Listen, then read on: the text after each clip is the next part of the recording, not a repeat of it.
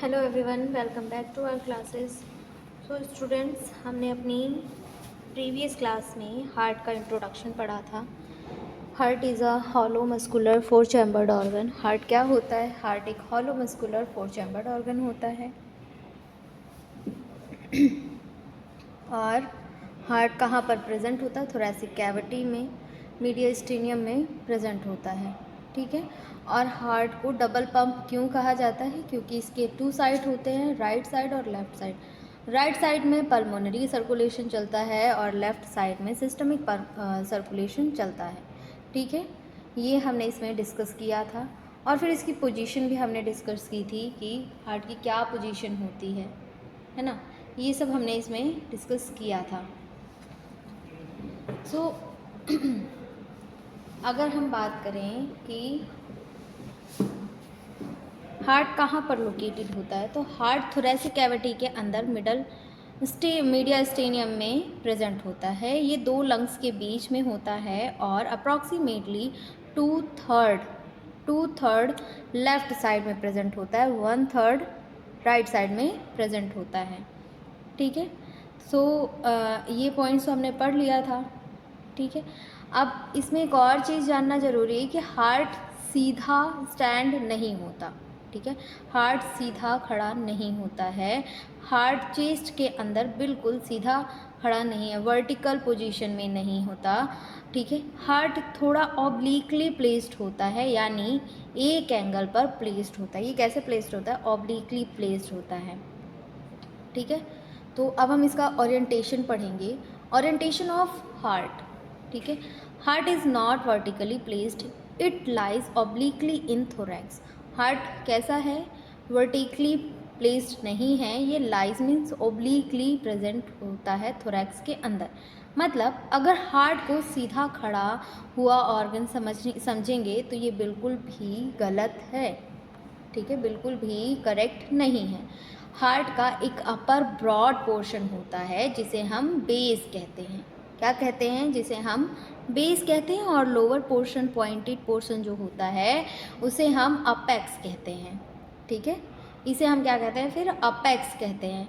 Heart की orientation समझने के लिए हमें मेनली 3 डायरेक्शन का एक्सिस को समझना ज़रूरी है।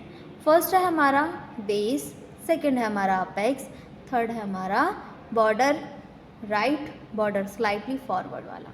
ठीक है, तो इसमें हम समझते हैं पहले बेस। बेस क्या है? बेस ऑफ द हार्ट क्या है? बेस हार्ट का ब्रॉड अपर पार्ट है। ये मेनली पोस्टीरियर और सुपीरियर डायरेक्शन में डायरेक्टेड होता है। ये कहाँ डायरेक्टेड होता है? मेनली पोस्टीरियर और सुपीरियर डायरेक्शन में डायरेक्टेड होता है। मतलब बेस थोड़ा पीछे और ऊपर की तरफ होता है। ठीक है, जैसे ये आपका हार्ट है। ठीक है, ये क्या है? ये आपका हार्ट है और ये ऊपर वाला साइड ये आपका बेस है और ये वाला हिस्सा अपेक्स है। ठीक है, ये बेस है और ये अपेक्स है। और बेस जो है कैसा है? ब्रॉड है। देख सकते हैं आप, ये पूरा ब्रॉड है। ठीक है, ब्रॉड है। ये आपका बेस है और ये अपेक्स है। ठीक है, और इसे कोन शेप्ड कहते हैं। कैसा कहते हैं? कोन शेप्ड का इसीलिए कहते हैं क्योंकि ये लास्ट में ऐसा हो जाता है, ऐसा। ठीक है, ये कोन शेप का होता है हार्ट हमारा। ठीक, और बेस थोड़ा पीछे और ऊपर की तरफ होता है। जब हम इसे प्लेस करेंगे ना, जब हम इसे ऐसे प्लेस्ड करते हैं, जब ये प्लेस्ड होगा ऐसे, तो ये जो हिस्सा है ये थोड़ा पीछे और ऊपर की तरफ होगा, ऐसे ऐसे ऐसे प्रेजेंट होगा। ठीक है, ये ऑब्लिक शेप में ऐसे रहता है। वन थर्ड इधर रहता है, एक मिनट, हाँ, two third part left side में रहता है और one third part right side में प्रेजेंट होता है ना। ऐसे ऐसे रहता है, ऐसे हमारे हार्ट का शेप पोजीशन रहता है, जिसमें से left side two third part रहता है और right side one third part रहता है। ठीक है, और हार्ट 3 मेन एक्सिस पे होता है, बेस, अपेक्स और राइट बॉर्डर। तो ये इसका बेस हो गया, ये वाला एरिया, और ये हो गया इसका अपेक्स। ठीक है, इसके बाद हमने अभी बेस समझा। बेस क्या होता है? बेस को अगर मैं सिंप्लीफाई करूँ तो ये बेस पोस्टीरियर और सुपीरियर, मतलब थोड़ा पीछे की तरफ और थोड़ा ऊपर की तरफ होता है। तो बेस को हम बोलेंगे बैकवर्ड एंड अपवर्ड डायरेक्टेड। ठीक है, सेकंड है आपका अपेक्स। सेकंड क्या है आपका? अपेक्स। तो अपेक्स हार्ट का पॉइंटेड लोअर एंड होता है।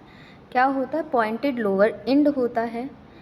और अपेक्स की डायरेक्शन होती है एंटीरियर, इन्फीरियर एंड लेफ़्ट, मतलब अपेक्स थोड़ा आगे की तरफ, नीचे की तरफ होता है और लेफ़्ट साइड की तरफ पॉइंटेड करता है। इसीलिए हार्ट का अपेक्स लेफ़्ट साइड में फील होता है। इसीलिए क्या होता है? हार्ट का अपेक्स कहाँ फील होता है? लेफ़्ट साइड में फील होता है। नेक्स्ट है आपका हार्ट का अपर ब्रॉड पोर्शन। क्या होता है? बेस होता है। हार्ट का पॉइंटेड पोर्शन क्या होता है? ये अपेक्स होता है। ठीक है, इसी वजह से हार्ट एक ऑब्लिक पोजीशन में होता है। हार्ट किसकी वजह से होता है? अपेक्स और बेस की वजह से हार्ट ऑब्लिक पोजीशन में प्रेजेंट होता है, प्लेस्ड होता है। थर्ड हमारा राइट बॉर्डर, मतलब अब थर्ड डायरेक्शन है right border. Right border slightly forward directed होता है, यानी राइट साइड का बॉर्डर कंप्लीटली साइड में नहीं है, वो थोड़ा एंटीरियर यानी फॉरवर्ड डायरेक्शन में ओरिएंटेड होता है। तो 3 इम्पॉर्टेंट पॉइंट मैंने बताए आपको, बेस, अपेक्स और राइट बॉर्डर। ठीक है, नेक्स्ट है आपका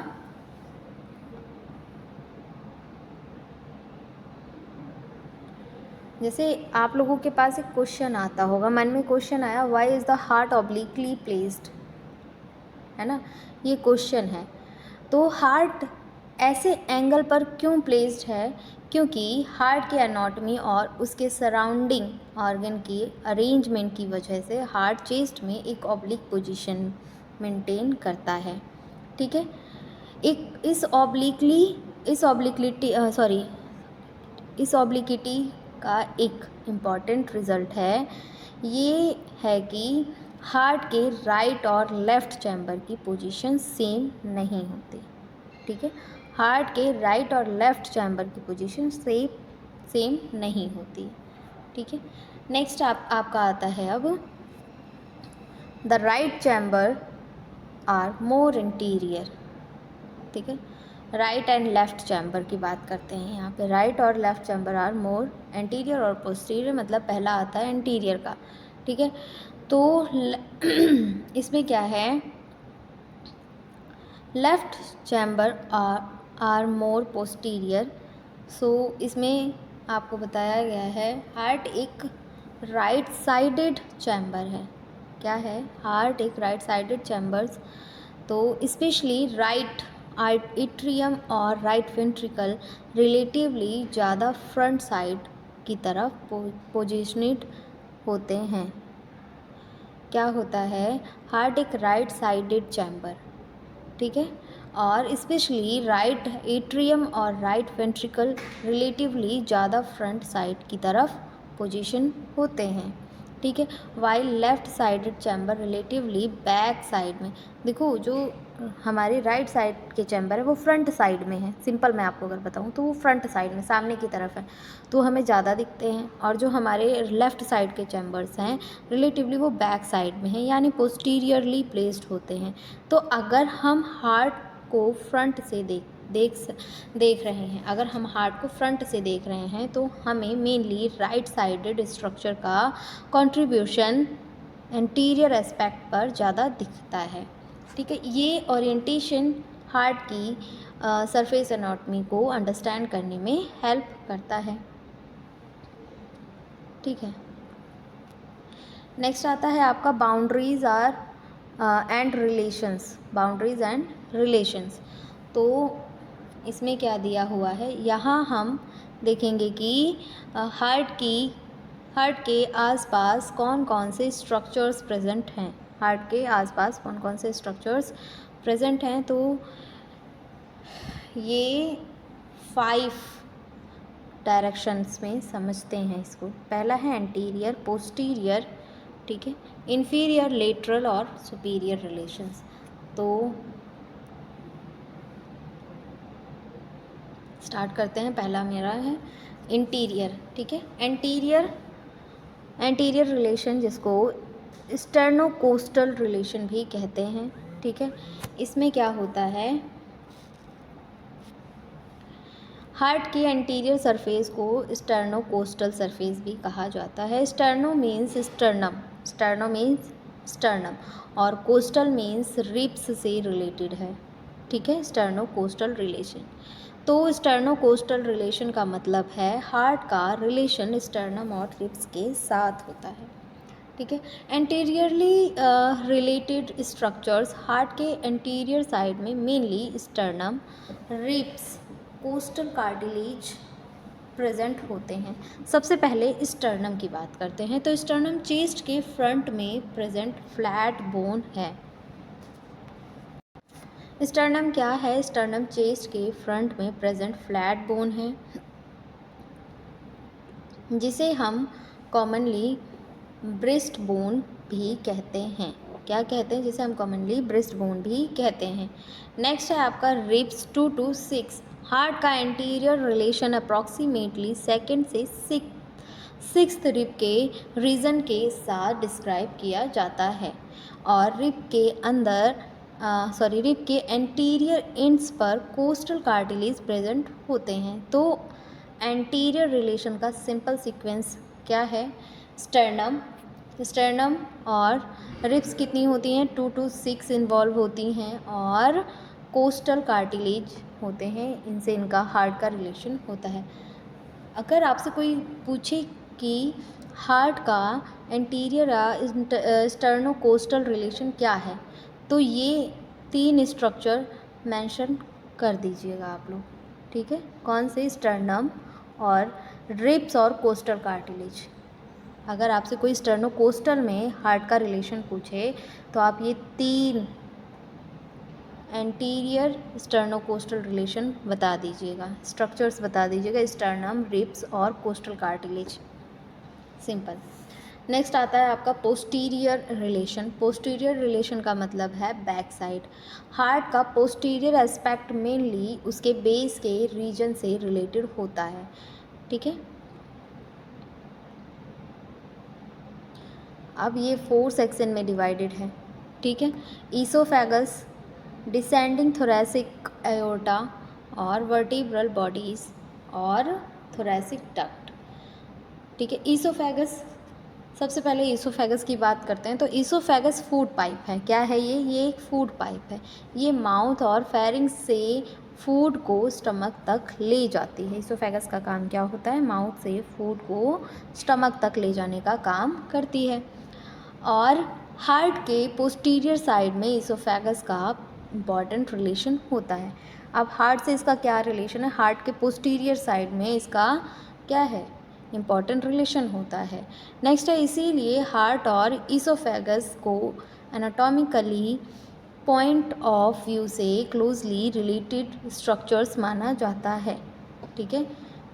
एनाटॉमिकल पॉइंट ऑफ व्यू से इसको क्लोजली इसका रिलेटिव माना गया है। नेक्स्ट आता है आपका descending thoracic aorta. Descending thoracic aorta, aorta body की लार्जेस्ट आर्टरी है। याद रखिएगा, अयोर्टा क्या है, बॉडी की लार्जेस्ट आर्टरी है। हार्ट के लेफ्ट वेंट्रिकल से ब्लड अयोर्टा में एंटर करता है और फिर सिस्टमिक सर्कुलेशन के लिए बॉडी में डिस्ट्रीब्यूट होता है। क्या होता है, हार्ट के लेफ्ट वेंट्रिकल से ब्लड अयोर्टा में एंटर करता है और फिर सिस्टमिक सर्कुलेशन के लिए बॉडी में डिस्ट्रीब्यूट होता है। थोरैसिक कैविटी में अयोर्टा का डिसेंडिंग पार्ट के पोस्टीरियर रिलेशन में इंक्लूड किया जाता है। नेक्स्ट है वर्टिब्रल बॉडी। वर्टिब्रल बॉडीज़ में क्या है, अब इसमें T5 और T8 दिया हुआ है। T का मतलब थोरेसिक वर्टिब्रा, मतलब थोरेसिक 5 और थोरेसिक 8। थोरेसिक वर्टिब्रा स्पाइन के थोरेसिक रीजन में प्रेजेंट होते हैं। हार्ट के पोस्टीरियर एस्पेक्ट का रिलेशन अप्रॉक्सीमेटली T5 से T8 वर्टिब्रल बॉडी के रीजन से दिया जाता है। ठीक है, अब नेक्स्ट है आपका थोरेसिक डक्ट। फोर्थ आपका थोरेसिक डक्ट है। थोरेसिक डक्ट लिम्फेटिक सिस्टम का मेजर लिम्फेटिक वेसल है। थोरेसिक डक्ट क्या है? थोरेसिक डक्ट लिम्फेटिक सिस्टम का मेजर लिम्फेटिक वेसल है। ये भी हार्ट के पोस्टीरियर रीजन में एनाटॉमिकल रिलेशन में इंक्लूड किया जाता है। ये भी कहाँ होता है? ये भी पोस्टीरियर रीजन में प्रेजेंट होता है थोरेसिक डक्ट। तो पोस्टीरियर रिलेशन का कंप्लीट सीक्वेंस क्या है? मैंने आपको क्या बताया? ईसोफेगस, फिर डिसेंडिंग थोरेसिक अयोर्टा, फिर T5 से T8 वर्टिब्रल बॉडीज़, फिर थोरेसिक डक्ट। ये पूरे कैसे हैं? पोस्टीरियर रिलेशन है किसके? हार्ट के। ये हार्ट से पोस्टीरियरली इनका रिलेशन है। नेक्स्ट आता है इन्फीरियर रिलेशन। इन्फीरियर रिलेशन क्या है? इन्फीरियर मीन्स बिलो, यानी हार्ट के नीचे का रिलेशन। ठीक है, हार्ट के नीचे का रिलेशन। तो क्या है अब इसमें? एंटीरियर अभी हमने देखा। ठीक है, एंटीरियर मीन्स आगे की तरफ। आगे की तरफ क्या था? स्टर्नम, रिब्स और कोस्टल कार्टिलेज से हार्ट का रिलेशन था। अब हार्ट के पीछे की बात की जाए तो हार्ट के पीछे कौन कौन से ऑर्गन्स थे? ईसोफेगस, डिसेंडिंग थोरेसिक अयोर्टा और वर्टिब्रल बॉडीज़ थे और थोरेसिक डक्ट थे। अब हम आते हैं इन्फीरियर मीन्स हार्ट के नीचे की तरफ।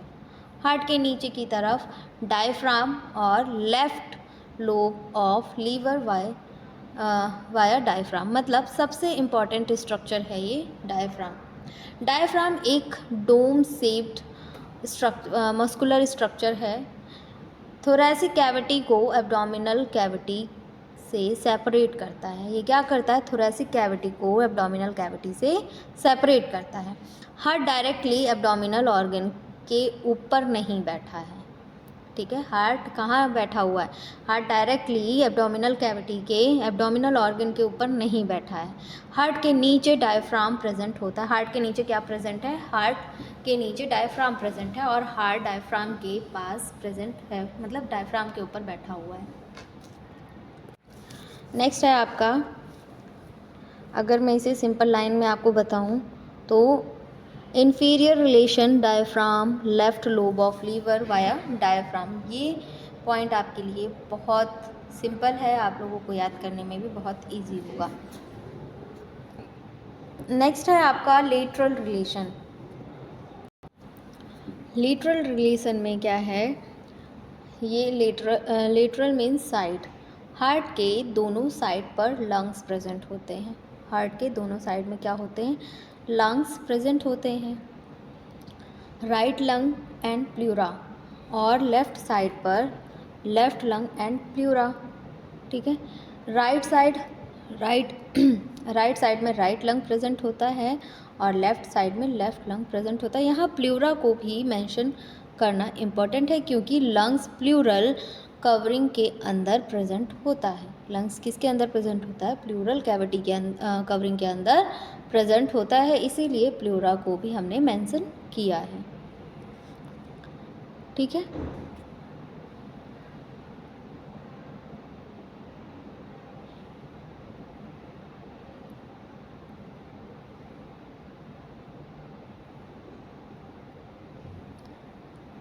अब जैसे एक विजुअलाइजेशन करिए। इमेजिन करिए कि सेंटर में हार्ट है, राइट साइड में लंग और राइट साइड में लंग है और लेफ्ट साइड में लंग्स है। ठीक है, और हार्ट और लंग्स के सराउंडिंग अरेंजमेंट की वजह से हार्ट मिडल इन मीडियस्टेनियम में पोजिशनड है। ठीक है, मतलब हार्ट मैंने आपको कल जो डमी दिखाया था उसके दोनों साइड में लंग प्रेजेंट था और हार्ट कहाँ पे प्रेजेंट था? मीडियस्टेनम में प्रेजेंट था। सिंपल वही मीनिंग है इसका भी कहना कि हार्ट के दोनों साइड में, राइट साइड में राइट लंग, लेफ्ट साइड में लेफ्ट लंग, और हार्ट इसी वजह से कहाँ पर प्लेस्ड है, ये मीडियस्टिनम में प्लेस्ड है। इसीलिए हार्ट को हम एक सेंट्रल थोरेसिक ऑर्गन के रूप में भी समझ सकते हैं, although it is not exactly in the mid line. ठीक है, नेक्स्ट आता है superior relation. Superior means above. Heart के सुपीरियर रीजन में मेनली ग्रेट वेसल्स प्रेजेंट होते हैं। ठीक है, ग्रेट वेसल्स प्रेजेंट होते हैं। पहला aorta, pulmonary trunk, superior vena cava और पल्मोनरी वेन्स। जब हम होल हार्ट को पढ़ेंगे, ठीक है, पूरा हार्ट जब आपको बताएंगे उसमें हम ये सारी चीज़ें पढ़ेंगे, आयोर्टा, पल्मोनरी ट्रंक और सुपीरियर वेना केवा और पल्मोनरी वेन। ठीक है, लेकिन मैं फिर भी आपको बता दूं, आयोर्टा एक एक करके बता देती हूँ ये होते क्या है। आयोर्टा हार्ट से सिस्टमिक सर्कुलेशन के लिए ब्लड को बॉडी की तरफ कैरी करता है। आयोर्टा क्या करता है, सिस्टमिक सर्कुलेशन के लिए ब्लड को बॉडी की तरफ सर्कुलेट करता है, मतलब कैरी करता है। ठीक है, लेफ्ट वेंट्रिकल से ऑक्सीजनेटेड ब्लड आयोर्टा में पंप होता है। लेफ्ट वेंट्रिकल से कहाँ पर ऑक्सीजनेटेड ब्लड पंप होता है, आयोर्टा में पंप होता है। इसीलिए आयोर्टा हार्ट की सुपीरियर रीजन में मेजर वेसल्स में इंक्लूड होता है। अब आता है pulmonary trunk. Pulmonary trunk right ventricle से ब्लड रिसीव करता है।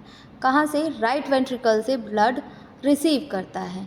ठीक है, और ब्लड को लंग्स की तरफ ले जाता है। यहाँ एक इम्पॉर्टेंट डिफरेंस याद रखिएगा कि आयोर्टा सिस्टमिक सर्कुलेशन करता है, पल्मोनरी ट्रंक पल्मोनरी सर्कुलेशन करती है। ठीक है, यानी पल्मोनरी ट्रंक ब्लड को लंग्स की तरफ ले जाती है। अब आता है आपका सुपीरियर वेना केवा। ठीक है, सुपीरियर वेना केवा क्या है, थर्ड आपका सुपीरियर वेना केवा है। तो सुपीरियर वेना केवा बॉडी के अपर पार्ट से डीऑक्सीजनेटेड ब्लड को हार्ट के राइट एट्रियम तक ब्रिंग करती है।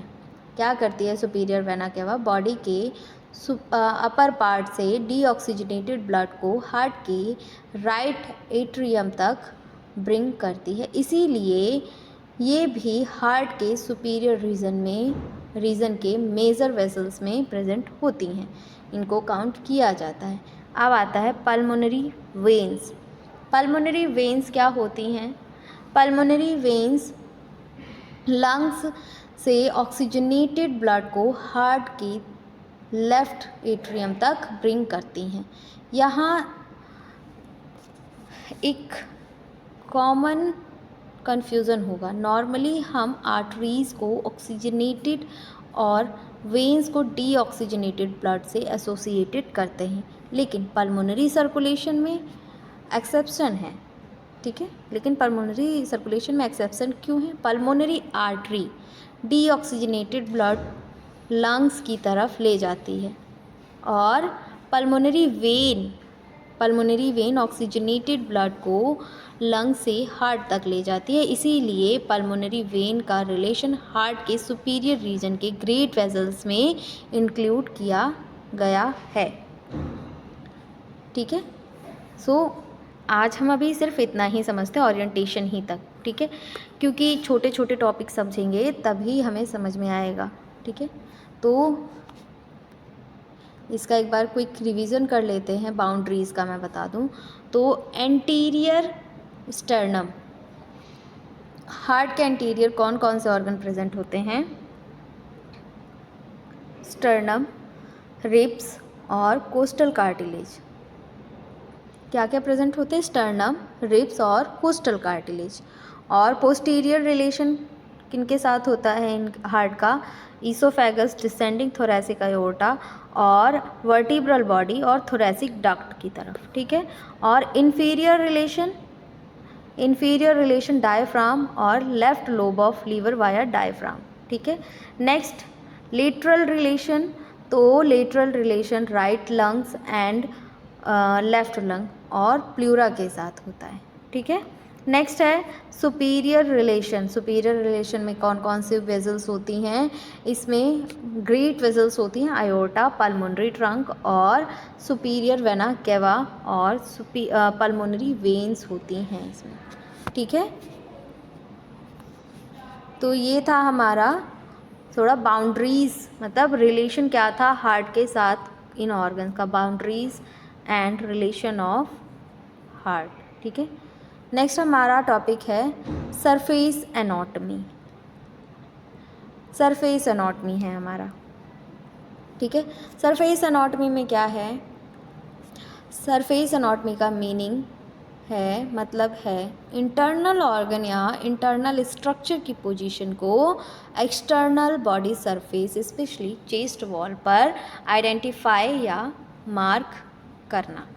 क्या है? Surface anatomy is the method of marking internal organ structure on the external chest wall. मतलब इंटरनल ऑर्गन या इंटरनल स्ट्रक्चर की पोजीशन को external body surface specially chest wall पर आइडेंटिफाई या मार्क करना। हम चेस्ट के बाहर से एस्टिमेट करते हैं कि अंदर हार्ट किस पोजीशन पर होगा, ठीक है। अंदर हार्ट किस पोजीशन में प्रेजेंट है, इसका क्लिनिकल इम्पोर्टेंस बहुत ज़्यादा होता है, ठीक है। और हम सरफेस एनाटॉमी को क्यों पढ़ते हैं? Why do we study surface anatomy? So surface anatomy mainly clinical examination में यूज़फुल होती है।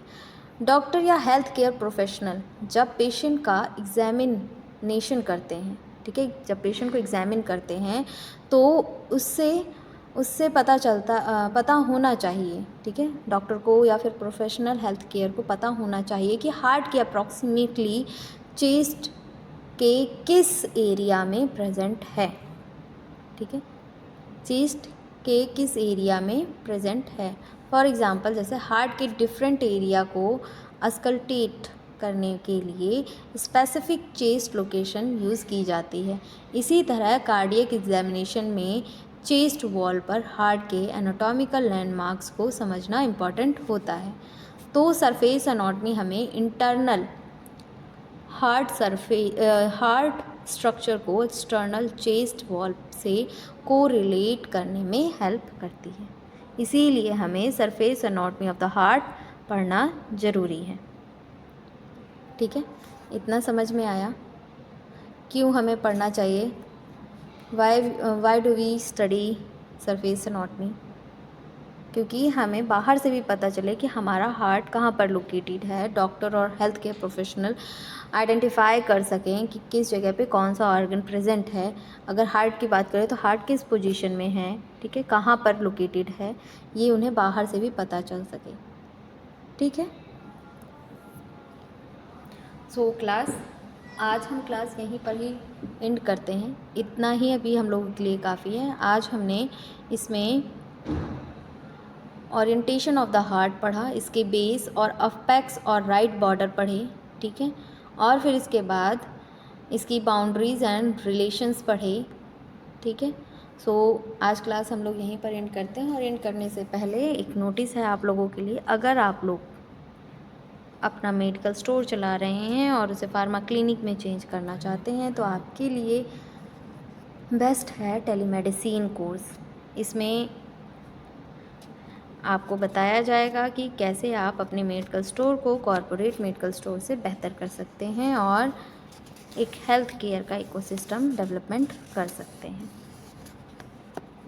ठीक है। और इसमें आप डॉक्टर से ऑडियो वीडियो कॉल पर भी कनेक्ट हो सकते हैं और इसकी कंप्लीट फ़ीस है 25,000, ठीक है। सो अभी तक हमको लगता है कि आपको हार्ट समझ में आया होगा। हार्ट क्या होता है? हार्ट एक हॉलो मस्कुलर ऑर्गन है, ठीक है, और हार्ट थोरैसिक कैविटी में प्रेजेंट होता है। थोरैसिक कैविटी में भी मैंने आपको मीडियस्टेनम बताया था, ठीक है, उसके दोनों साइड में लंग्स प्रेजेंट होते हैं, उसके बीच में मीडियस्टेनम होता है, ठीक है, वहीं पर ही हार्ट लोकेटेड होता है। और हार्ट को डबल पंप क्यों कहते हैं? क्योंकि राइट साइड क्या होता है, पल्मोनरी सर्कुलेशन करता है और लेफ़्ट साइड सिस्टमिक सर्कुलेशन करता है, इसीलिए डबल पंप कहा जाता है और इसमें कोई डबल पंप नहीं लगा होता है। ठीक है। नेक्स्ट मैंने आपको इसकी पोजीशन बताई थी, ये हार्ट ऑब्लिक पोजीशन में रहता है, ये स्ट्रेट नहीं रहता, ये सीधा नहीं रहता है, ये स्ट्रेट पोजीशन में रहता है। नेक्स्ट था इसमें, और ये लेफ़्ट साइड में 2/3 रहता है और राइट साइड में 1/3 पार्ट इसका होता है। ठीक है। नेक्स्ट है, और इसका ओरिएंटेशन हमने पढ़ा था, बेस, अपेक्स और राइट बॉर्डर हमने इसमें पढ़े। नेक्स्ट फिर इसके बाद हमने बाउंड्रीज़ एंड रिलेशंस पढ़े। ठीक है। सो आज हम लोग क्लास अपनी यहीं पर एंड करते हैं। Thank you class.